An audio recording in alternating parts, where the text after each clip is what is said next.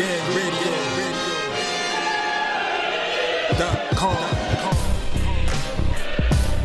Take over. Last mission. Final boss mode.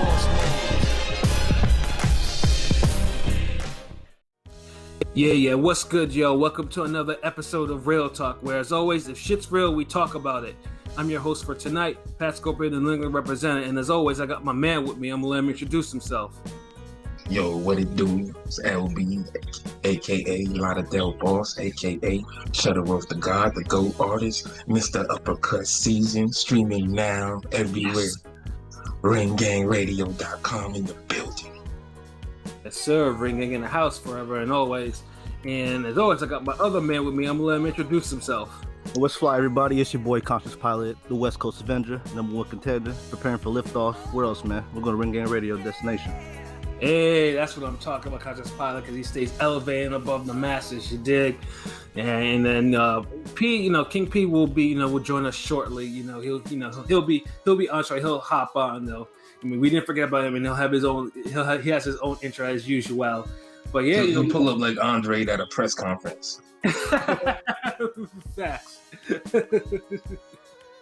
Oh man, but yeah, we definitely have some stuff to talk about tonight. Regarding the whole Canelo Saunders card, and then also we'll get into the PBC triple header preview, which should have some which has some real fail fades. But yeah, back to the Canelo Billy Joe Saunders card.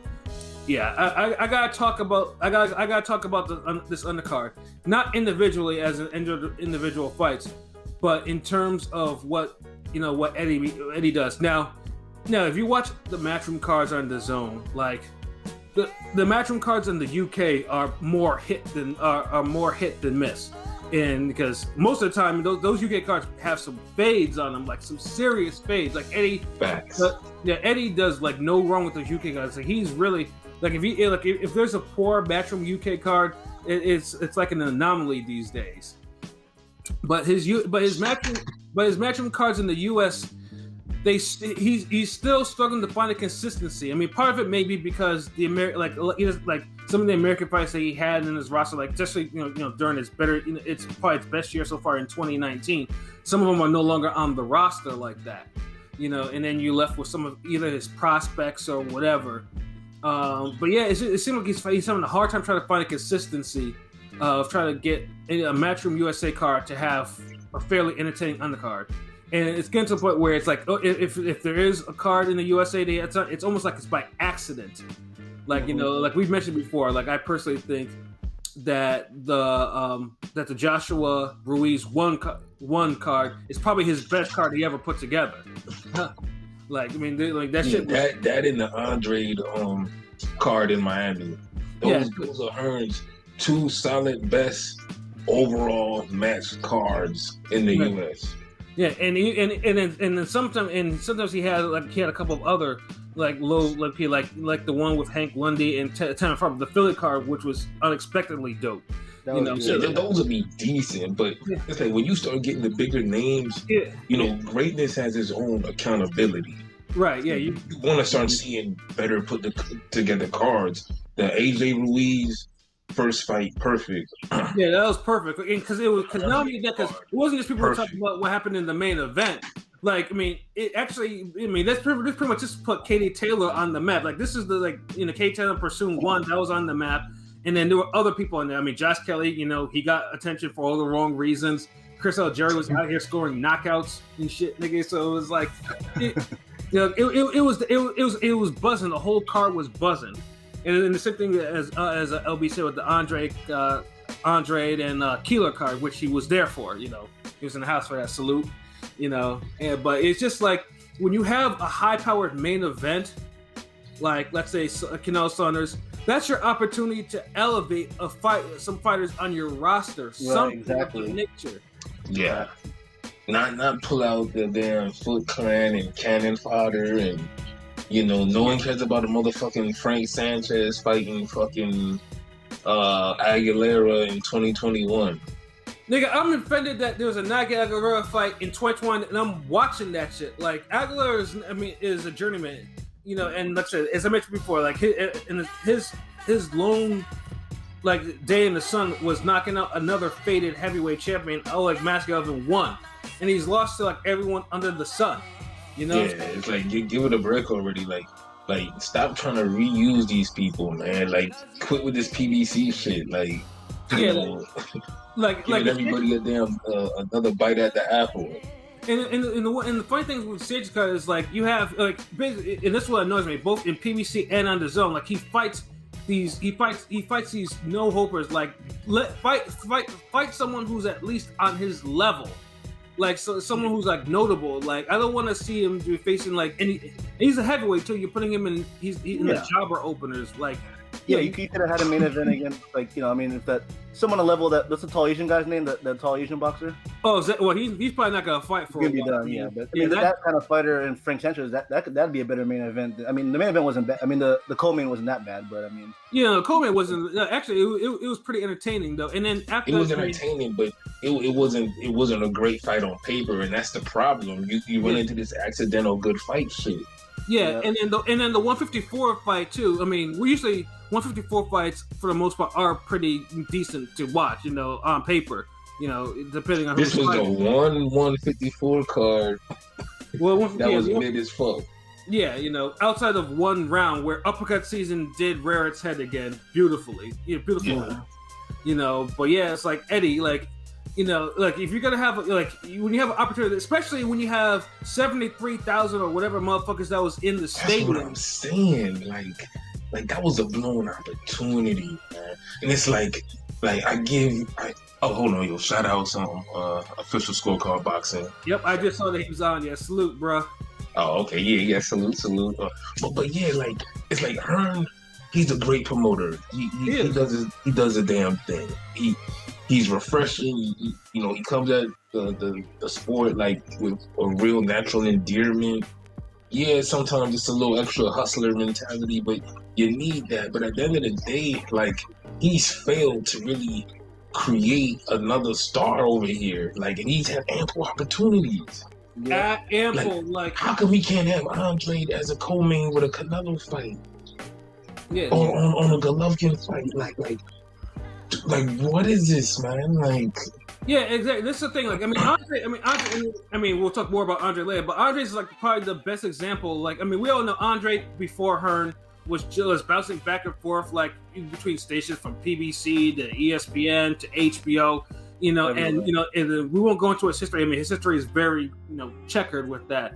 Hearn, the best thing that Hearn ever did for Andre was he made him fight more consistently. But the problem is, for a guy of Andre's talent, he's not fighting the right fight. And unfortunately, the one fight that he did have that was on that level, got ruined by a failed PED test, which is fucked up. Nasal spray. Yeah, nasal spray. So, but it's just like, you can't. I mean, then you try to build a card around Andre in his main events, and no one cares about his main events. Because you're not putting him on the undercard of an Anthony Joshua fight. Yeah, you're not putting him on the undercard of a Dylan White fight. You have a main event of a bum against a bum that nobody really cares about. So it's like yeah. And we use the term bum respectively. Respectfully. Yeah, it's just like I mean, I don't want Yeah, nobody's a bum. Yeah, nobody's a bum. Yeah, I'm just saying. Like, you just bumping out the fans with these fights. Yeah, and funny things too is like, I mean, if he can do it, and he also does good work with the Mexican cards. Like, I mean, pretty much anytime that Chocolatito or Estrada or whatever's on them cards, that he has flame fights on there. Those shits are flames. That was a dope card. What's the problem? Like, why can't we have stacked cards with fucking black fighters then? Does that have to be exclusive to PBC? Yeah, it's like, they barely get it right. Like, dang, Jacobs versus Rosado, right? Basically, that kind of bullshit. I mean, damn, like, come on, man. Like, I'm just saying, but fuck all this, man. Let's get into the main event. Man. Yeah, I'm just gonna say, like, Eddie, you gotta get the shit together. Like, you gotta find some consistency. Even if you have to try to get some talent, you get some more talent. You gotta get someone that people. Because you can't have these opportunities to try to elevate your roster, and you elevate nobody except maybe a faded former 4-time minimum weight champion. who's seen better days. You know what I mean? Who's already a legend in his country. So I mean, yeah. I don't know why that was needed, but okay. You know what I'm saying? So yeah, but yeah, on to the main event. The main event, obviously, everyone was very anticipated. Billy Joe Saunders, Canelo, 3-belt unification. And if you did hear my prediction video, I mentioned before, there's only been one 3-belt holder at super middleweight, and that was Joe Calzaghe. Yes. Yeah.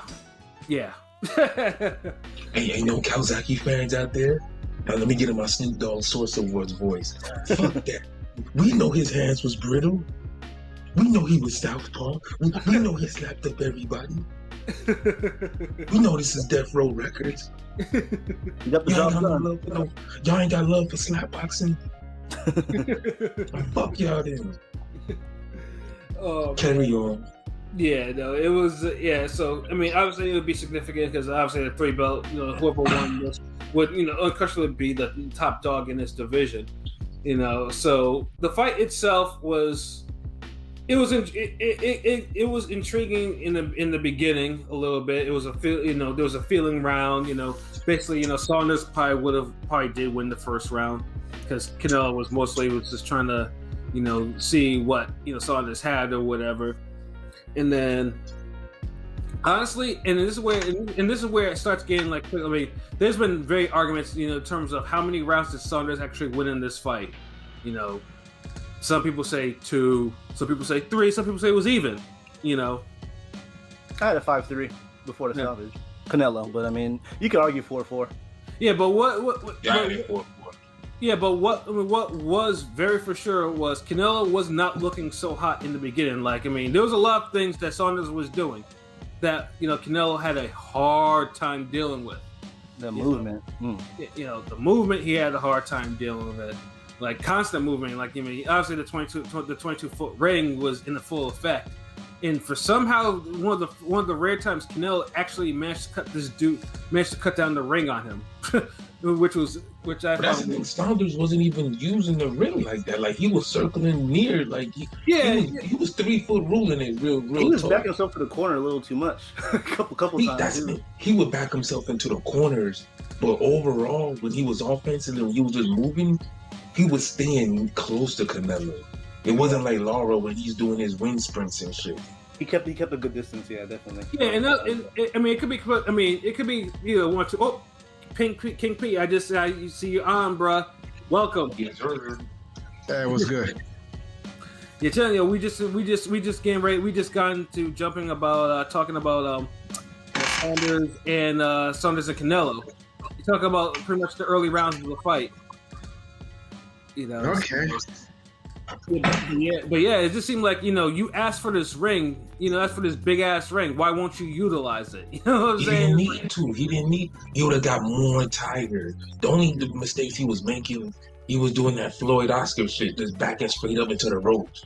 But unlike Floyd, he ain't got the defensive counters like that, and he was getting hit first, and he would just take the shot, and then he would force himself back, Right, and I think also too. I think Saunders was also had it in mind too that that usually the way he fights, he knows he's going to have to try to put hands on Canelo too. So that's probably the reason why he probably stayed more within distance rather than actually go ring around the rosy around the ring. Which is smart. All that other shit tired you out. Mm-hmm. And you see how the scores were, and you see how they judging the fight already. If you only had Saunders winning 2 rounds, then I can't trust your boxing eyes. Oh Lord. P, okay, so P, what did you think, bro? Oh, you had him shut out? No, you another one of those Saunders 2-round niggas. No, I give Saunders 3 rounds. But okay, then what's the problem?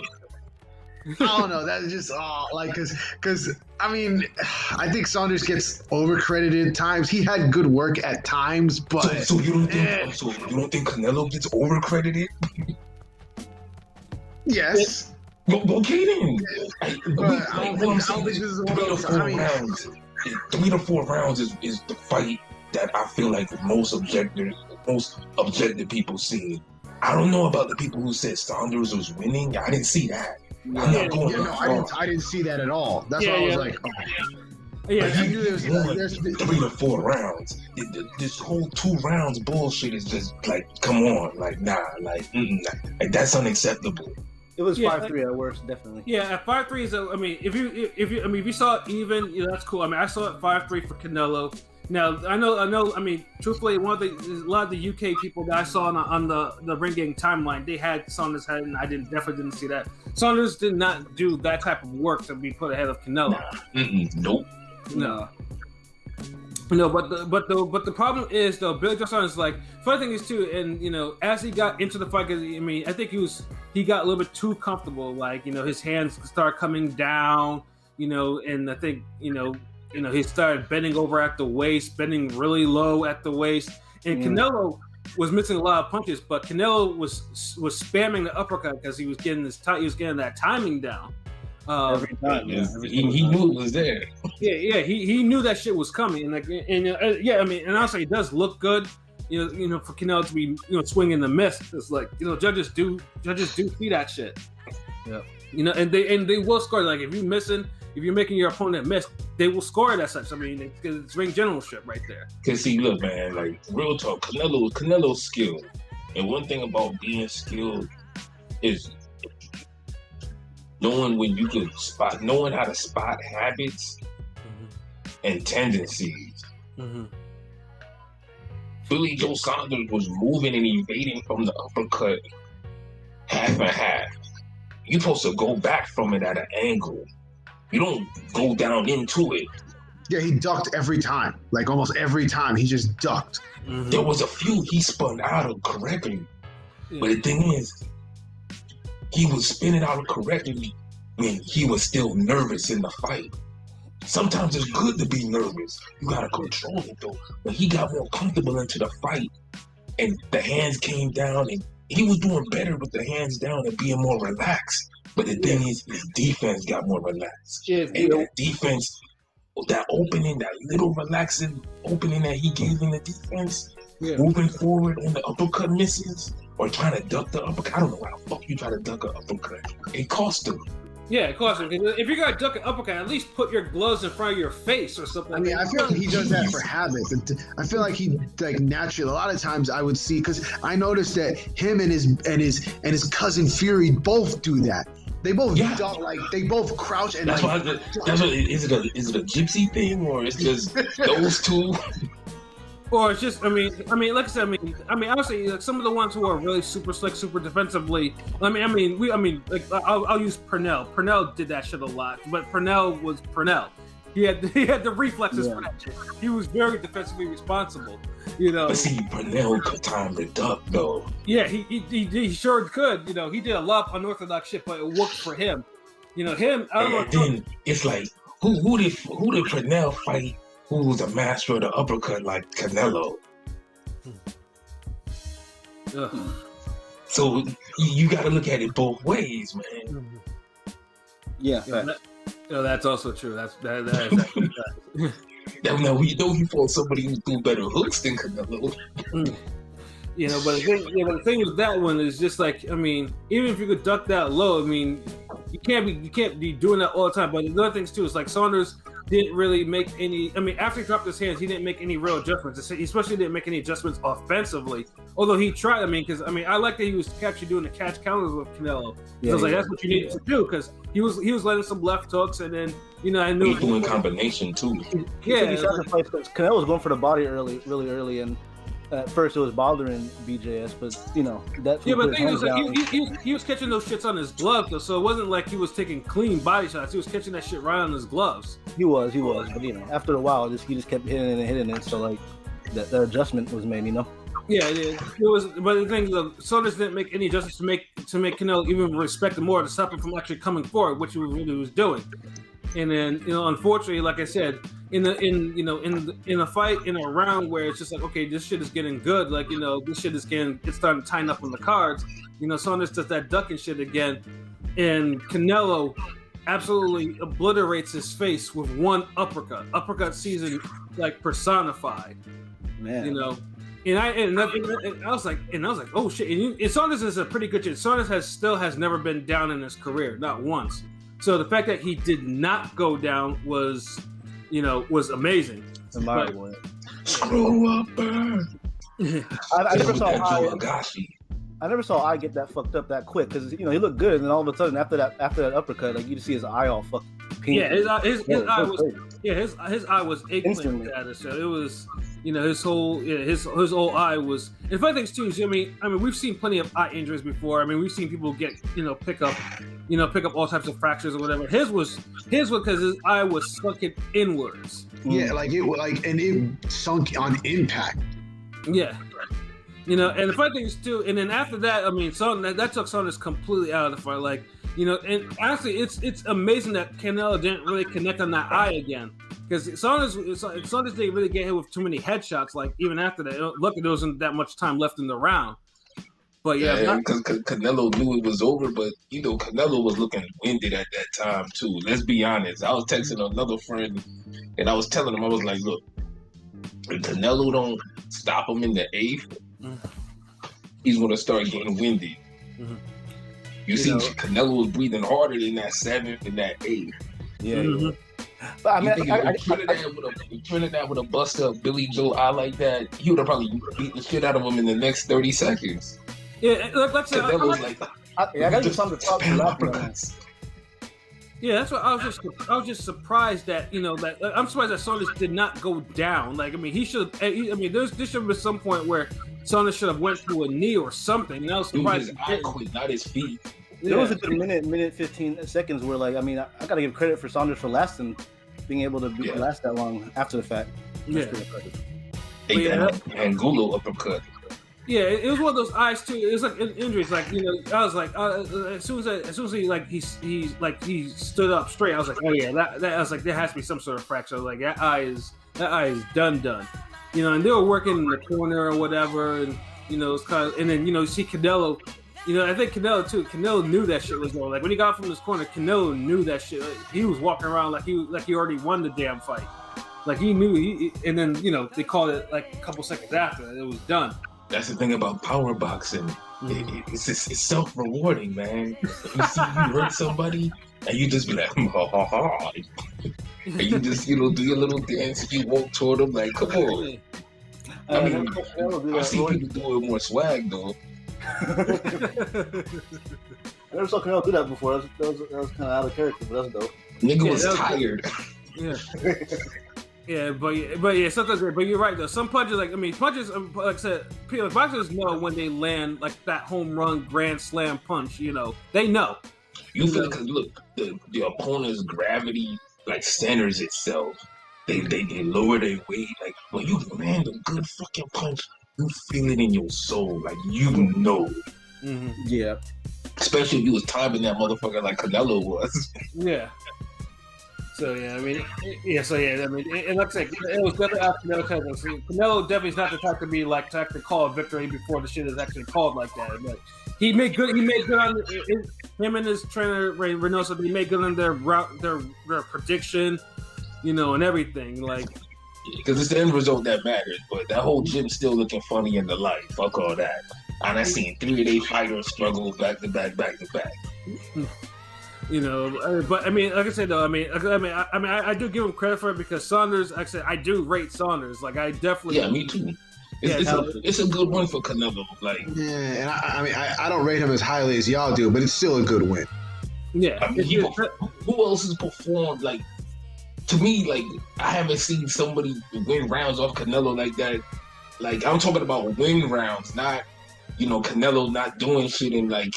You win rounds, not on some Kovalev shit. Like G. Nah, since fucking Jacobs won rounds. Jacobs, yeah. But then Canelo was tired and was letting them. So you can say the fucking Triple G rematch. Fuck it. Yeah, I mean, like I said, Triple G was probably the only one that was winning rounds when Canelo was actually like fresh. Like trying to win though. That's the thing. Canelo was trying to beat. Canelo was never trying to just let him like, okay, I'm gonna knock this old guy out, let him get off his shots. It wasn't I know Amir Khan is a sucker to get hit with anything hard if you trap him. So yeah, I'll take these little pitter pat boxing lesson and then boom, like there's none of that shit. Mm-hmm. Yeah, no, yeah. I mean, Triple G came to it, and then this is, and funny thing is too is like as much guff as people give Triple G about a lot of things, he's probably the only guy in like Canelo's last like 10 fights to really fight him on even terms. Like he stood his ground. Yeah, stood his ground, even terms, and even debated to this day, like that people think he's either won or he's won both fights or whatever, and like I said, because Canelo this was middleweight, and Canelo is now is obliterating people at super middleweight, which makes super middleweight look like trash. Like, I still think Billy Joe would have done even better at middleweight instead of 168. But no, and I definitely agree with you on that too. Because I mean, he might have like some of the condition issues, to work in his favor. But at 168, like Canelo's making that whole division look trash. And this is like similar to Manny Pacquiao, from a different welterweight era, making today's welterweights look like they're, they shouldn't, they don't belong there. It's like, and then no country for old men. It's still a country for gingers. Yeah. You know what I'm saying? So now, obviously, he has 3 belts. Now, obviously, the big thing for Canelo is the next fight should be for undisputed against one Caleb. Plant. I don't want it. Plant's got to be the guy. It's got to be Plant. Yeah. Just get this whole 168 nightmare over with. Yeah, and unlike Saunders and also with Smith, I personally don't rate Caleb Plant that highly at super middleweight or much at all. I mean, I even say right now, Plant can't beat Canelo, especially not after it's gonna be like a 9-month layoff, give or take. You don't want that. And from a fight that he looked poor in. It was, but yeah, I mean, he still dominated on what's his name, Truax, but this is Truax. It's not even the Truax that beat the Gale, so it's like, it's not like you got a prime Truax. So. Yeah, it's like, I mean, you're supposed to stop someone like Truax, knock him down a whole bunch of times, like, there had to be a level shown, a level at least, and unfortunately there was not. So, and then he injured himself on top of that. So, yeah. I mean, Plant offers some stylistic things against Canelo that he has going for him. Like, if you see the fucking Saunders fight, he definitely has a blueprint to work with. You see the damn Golovkin rematch, there's a blueprint. All of it. When you put the Floyd fight, the Golovkin rematch, and the Saunders fight, you put them all together.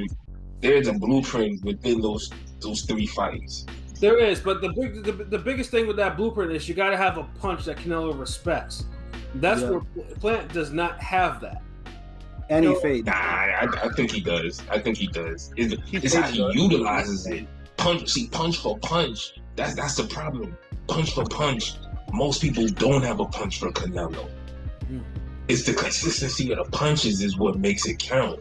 These dudes is up here trying to pop jabs and move like Saunders had the fucking right game plan. He just fucked up on the defense and the offense. He had the pop. At times I felt like he was too pitter-patter for my liking. I mean, when Floyd does it, niggas is damn busting in their pants. Well, I don't know. Even when Floyd got too pitter-patter, I don't like that either. Like, especially for a guy like Canelo, and like Saunders got to make it count, because if he's not gonna, if you're just gonna throw that, he's not gonna respect your power, and he doesn't mind taking those so he can counter. But that's the thing. Like, if you outland him and he's not hitting you like that, and he hasn't scored no real big power shot on you, you're still outboxing the opponent. Like. It's like now, see, this is the thing. It's like now niggas move the goalposts from Canelo. You can't outbox him. Now you have to have power to overpower him, even though you're not a power pop boxer. Like why can't niggas get credit for just outboxing this motherfucker? I mean, no, listen, I hear what you're saying, but we all know how a lot of people, especially a lot of judges, look at that. You can land those flashy. And that's the problem. But that's not a Canelo thing. That's been going on. That's still a problem, though. That's an overall problem. Everybody's complicit in this shit. Everybody just, he Yeah, he snapped Canelo's head back then with that jab. But he should have threw 2 more after that. I mean, he didn't make Canelo pause after that, so I don't think he knocked enough sweat off Canelo's forehead. So I don't think he hit him hard. It's like, what is it? Like, God damn it! No, Canelo can be outboxing, but I'm saying though, in terms of trying to get a plan like that going, like I mean, honestly, a feather fist fighter beating Canelo would surprise me a lot. I don't think Saunders. I don't think Caleb Plant. None of those guys is feather fists. They just don't hit as hard as Canelo.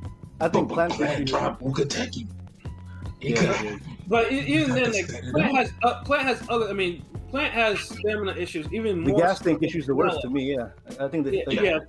No, Plant He is. isn't even his footwork isn't even as good as Saunders. So I don't see him utilizing the footwork like Saunders did. So.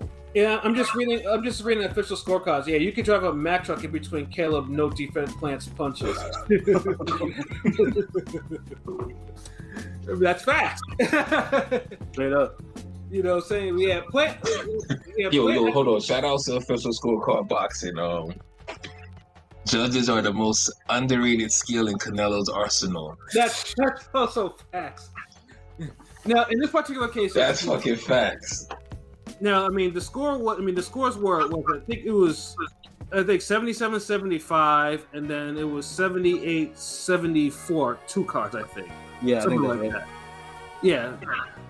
So, I mean, 77-75, I had no problem with. It was whatever. Yeah, no problem at all. Mm-hmm. You know, 78-74. I look at it like Plant won the first round, and then you could say he won 2 or 3 more rounds after that. You know, well, yeah. So yeah, the judge. Saunders. You said Saunders. You said Saunders, bro. Yeah, Saunders. My bad. Yeah. Well, I gave Saunders the first. I definitely gave Saunders the first round, and then I think I gave him the 5th and 6th. I think it was hold up. I gave him the 5th and 6th, and then after that, So 3 rounds. That's fine. But even the 5th round was like. Canelo was still doing good work. It was just Saunders outlanded him, and that one he threw more meaningful punches. So I mean, he did good work in spots, but because I predicted he'd win 3 rounds, so I kind of ended up right. You know, and like I said, I mean, you know, like the highest score, like I mean, you can't have Saunders win 2 rounds because that didn't exist. But what unfortunately did happen is, you know, we learned the extent of the seriousness of the injury that Saunders got from that one uppercut. Now, obviously, like we've seen, I mean, Saunders got what was called a quadrupod fracture, meaning, you know, he fractured more than his orbital bone. Like he has an orbital fracture, he has a temporal fracture, he has a frontal fracture, and he has a maxillary fracture. Damn. His whole cheeks, basically. Yeah, his whole cheeks, and you know, basically, so that's why his eye was so sunken in, because literally the bone was collapsing. The punch was right there, landed for him. It was almost like some Roy Jones Griffin shit. Yeah, the way he reacted, you could just see someone was fucked up. The way he reacted after. Yeah, usually that like, and then I saw on social media. I mean, I know a lot of people was like he quit, you know, and obviously, you know, people are giving him guff because of the Daniel Dubois fight. You know, because he said because he was talking shit about the Wilds of that he talks. Oh, I'll die in the ring. Yeah. I'm like, you folded. He was talking a little too much shit, man. See, and that's the problem with some of these UK boxers, man. Him, Dylan White, like Eubanks. It's like I don't know what is it like. See, in America, we have some of the fans. I'm sorry. In America, we have this whole image of y'all being so fucking classy and shit. Like we look at y'all on some, you know, biscuit tea drinking, you know, pinky out. Good day, sir. You know, we look at y'all like that. You know, is it right, wrong? I'm not saying what it is. I'm just saying a lot of times people had that perspective of y'all. Mm-hmm. Like it's been from the Lennox Lewis days. Like honest to God. But somehow this new era of fucking UK fighters just been real, how you say, cheeky. Yeah. Chisora too. You didn't mention Chisora. Yeah, Chisora. Yeah, like Yeah. So pretty much people would say that it's karma. But the thing is, like, half of them come off like, the problem is I don't feel like half of them come off as like it's almost kind of forced. Like, some of the trash talking from them is like, I don't know, it's cringeworthy. Like, yeah, they talk, like, it sounds more vulgar than what we're used to, but like, it just, half of them don't sound like they really mean it. They don't really They sound sound like they're cosplaying. Well, you are right, but Saunders is one that sounds it's natural to him because he's an asshole naturally. Yeah. Yeah, he's a big asshole, and that's the thing is, it funny too. It's like you never see karma that comes like that. Like, you know, Dubois got his eye injury because he was talking shit about Joe Joyce's mom, and then Saunders starts to talk shit about that, and then he gets it. Then he gets an eye injury. Like these dudes been getting their comeuppance real fast. Yeah, you know, karma does not waste no time with these cats. And it's running a plane on the UK fighters, like yo, shout outs to Clanarchy dad, yo, because man, like usually I hit up Clanarchy when it's a good what they say, a good domestic scuffle, a good foreign dispute. Yeah. And like, yo, let your pops know it's the fight, you know, you gotta get for him. It's the fight. When I hit up Clanarchy this weekend, he was like, oh, my pops already asked me for this one. I'm like, oh. Yeah, he was on it. He knows.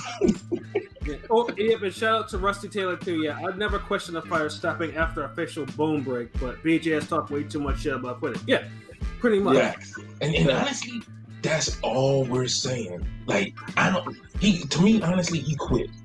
But I'm not gonna make a big deal out of it. I don't really care. I had him a draw fight. He put on a good performance up to that point. He did what he could do. Right. But the man talked way too much. It wasn't having a laugh at that point. It was just on some like damn, dude, like what you got against Dubois? Like not even Joe Joyce's mom was that bad. Like, yeah, I mean, Joe Joyce, like, you know, her mom was like, you know, it's like, well, I mean, that's what you get, you know, for talking. Yeah, and then it was still on some respect for it. You know, I hope he learned this lesson and, you know, speedy recovery type shit. But yeah, Saunders acting like he was gonna pull up. Like, dude, like, yeah, you might be friends with Tyson Fury, but you're not Tyson. You're not Tyson Fury. Yeah, and unfortunately for him, like his type, I mean, a quadrupod fracture is basically your orbital, your cheekbone, everything's blown out. So pretty much he's gonna be out for a while, and it also depends too, because that injury, you know, comes with nerve damage and maybe some vision loss on top of that too. So Saunders' career is pretty much in jeopardy with that type of injury. If it was like a simple orbital fracture, but you know, he would be good. But you know, when you have 4 separate fractures surrounding the eye, he ate a whole fist in his fucking side of it, like in his eye. Yeah. You see when you generate the power in an uppercut, and when you tell him, like, I know Pat knows it, when you tell somebody, look, dip below, fucking turn your hip in it, like Canelo did everything fundamentally correct in that uppercut, and Saunders caught it from the fucking brunt force. Like, he didn't even catch it at the end. Right. It was he went right into that, like jumping on a fucking landmine. Once Canelo found that timing, it was like a batter at bat, you know, and like he just kept taking a couple swings, and then it's a perfect timing. He hit that home run, basically. Yeah. So. Yeah. Yeah, and it's brutal. Like, I mean, like, say, you know, boxing is a brutal sport. Like, I mean, or the fighters getting, you know, their bones broken in their face. It's normal. It happens, you know. But it's such, you know, when you see it, you know. But sometimes when you see like one uppercut like that, an uppercut is a powerful punch. You know, when you see uppercut that obliterates someone's face like that, you know, that's the one punch you should pride yourself on never getting hit with. Especially someone who's a slick southpaw. Yeah, so it was, I mean, so Saunders' career is in definite jeopardy right now. I mean, he's gonna be. I mean, I wouldn't be surprised if he retires. You know, and now we haven't even heard if there's any nerve damage or if he has any vision loss. You know, Saunders is, and it's a shame too. Like, I mean, as much as an asshole as he is, you don't want to see his career get ended like that. Yeah, no, we don't. But honestly, there's several lessons here, man. And just before we get on to the whole Andre, saga, that this era, like, you have to make the most out of your career. You never know when it's going to end. You never know. And right now, if Saunders' career is over, you could say he's had a decent career, but you could definitely say that he probably didn't make the most out of it. Squandered opportunities. He squandered opportunities. That's what I was getting to. That's not. I'm not going to cherry coat it. He squandered opportunities. Yeah, but I'm not even sugarcoating it. Like, the nigga, he didn't make the most out of his career. That was potential. Yeah, he didn't make the most. Yeah, he definitely. That's not sugarcoating it. That's being blunt as fuck, actually. Mm-hmm. I mean, the thing is, it's going to sound a little harder coming from you because you don't really like Saunders. You know, that's like saying, okay, we're gonna have Pat read the eulogy for Danny Garcia's career. Like, really? Y'all niggas want that? Yeah, I'm gonna let Andre Ward read the eulogy for Golovkin's career. Dude, like, come on, like, that's why it's like at the end of the day, Saunders, he fucking didn't maximize his career. Yeah, he got the big payday with Canelo at the end of the day, but he could have had more. This a guy who self-admittedly said Golovkin would beat him and Eubanks on the same night. He turned down Golovkin. Like that. He turned down Golovkin. He turned down the unification with Jacobs. I don't want to get the fuck out of here. Yeah. The man, he fucked up a lot of opportunities. Don't mention the Andre fight he fucked up with the nasal spray. Yeah, that too. With the nose spray. Yeah, and I had tickets for that goddamn fight too, and I was pissed. Yeah. Fuck yeah, nigga. You heard gang on that one, man. Fuck that. You heard gang on that one. So yeah, man. Moral of the story, look, man. No one's saying you gotta be a hoe out here in the streets for these fights. We're not saying that, look, you gotta jump on every fucking opportunity that comes your way. Because not every opportunity is a good one. But at the end of the day, you gotta fucking make moves and you gotta make it with some type of urgency. Because you never know when it's going to end. Like, look at what's his name from Top Rank. Alex Saucedo. Saucedo. Yeah. Way more fighting spirit than Saunders. But not as talented. And I bet he could continue to box. Of course he does, because he was crying on when he finally did the interview. Dude was crying on national TV, making him shit mad uncomfortable. You see what I'm saying? I bet he wish he took defensive awareness and the defensive training more serious than boxing. Mm-hmm. And that's a touchy thing to say. Might sound a little cruel, but these are the lessons, man, that are being played out for all of y'all right now. Mm-hmm. So stop squandering fucking opportunities. Stop A-side, B-side, and take fucking fights and make it happen. If not, you're going to be like who we're talking about next, which is going to be Andre. So yeah, video segment is cut. Let's talk about Andre in his post-fight conference.